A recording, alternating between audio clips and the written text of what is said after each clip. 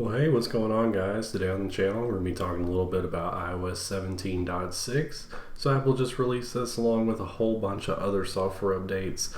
But today we're going to focus here on iOS, talk about everything that is new here in this latest update. So you might notice that we're in a little bit of a different looking kind of setup area here, and that is because I've recently moved and I have a whole new setup. So I will have a video coming later on that kind of shows you what's been going on, but that's kind of why videos have kind of been a little on the, I don't want to say boring, but just kind of more simple side lately. But hopefully now that I'm kind of in here and I'm adjusting to things and getting everything squared away, that we'll have some more in-depth videos coming soon. But yeah, I really like my new desk. It's a pretty long style desk. All my computer and stuff's over there. You can see the microphone up there. And then I kind of have this whole area over here to the left where I can record and do stuff like that. So it's pretty cool, but anyways, enough of that. Let's talk about iOS 17.6. So on this update, there are a few new features, but obviously we're so close to iOS 18, it's hard to believe. I mean, today, as I'm recording this video, I'm a little bit behind. It's August 1st. So we're literally only about a month out until we see iOS 18 and new iPhones and all this other stuff. So Apple's just kind of buttoning up a few things here with iOS 17.6, and this is going to be probably the last major release with features that we're going to see for the iOS 17 platform. So a lot of these things we can just kind of mention really quickly here. There's a whole lot of little different kind of just wording changes and little adjustments here and there. So one thing, for example, is Apple Pencil Pro is now available in Find My, so you have the ability to locate that using the Find My app on your iPad. Also, Beats Pill support and other Beats headphones are working a lot better now here with your iPhone.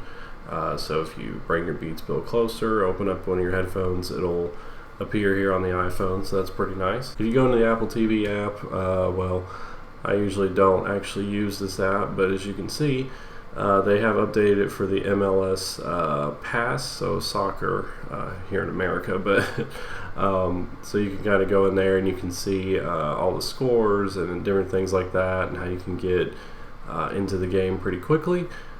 So if you want to check out that, you can now do that easily in the Apple TV app. Also, speaking of sports, in the news application, we go in here, we go to sports, you'll be able to see kind of live activities take place now up top. So if you have your certain teams that you like, you can select them and they'll be appearing up top, and then you'll be able to have live activity for sports scores up there in the dynamic island and on your lock screen. Like I already mentioned, there's a lot of different kind of wording things here and there. So they've changed a lot of messages throughout the iOS, just so things are worded differently and a little bit more clear. One example of that is if you go to your recently deleted photos and you go to permanently delete a photo, it'll let you know that this cannot be undone, and this will be deleted from this iPhone permanently. So just little wording changes like that here and there is what they did a lot throughout the system. Another thing here is if we go into our privacy settings, we go to location.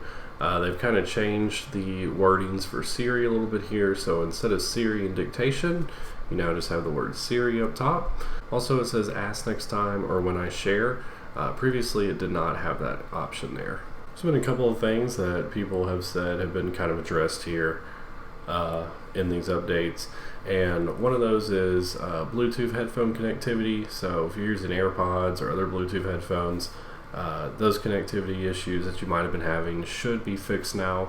There's also an issue where if you were editing your clock in standby mode, so when you have your phone in landscape on a charger, it was not able to be edited properly. So that should be fixed now as well. And then another thing people were talking about is gaining storage after the iOS 17.6 update. People kind of reported that in betas. Every time you update it, you got more and more storage. And for me personally, that seems like something that has worked for me, because my other storage is about 11 gigabytes and iOS is also about 11 gigabytes now. So I think that definitely helped me out. And last but not least, the thing we can talk about are security updates. So If you don't update for anything else, you should definitely update for all these security updates. This is the most that I've seen in quite some time here on an update, and this goes for basically all of the versions of Apple software that was released just a few days ago. So I believe there's like 30 something. So definitely, if you're not going to update because of features, update for all of these security fixes. But anyways guys, that's pretty much it for everything new here in iOS 17.6. Again, not a ton of new features because we're so close to iOS 18 and all the other new Apple software releases that are coming out literally in about a month or so. It's so crazy how fast time has flown this year. But yeah, very excited to see all that stuff with iOS 18. But anyways guys, thank you for watching, and I will catch you all in the next video.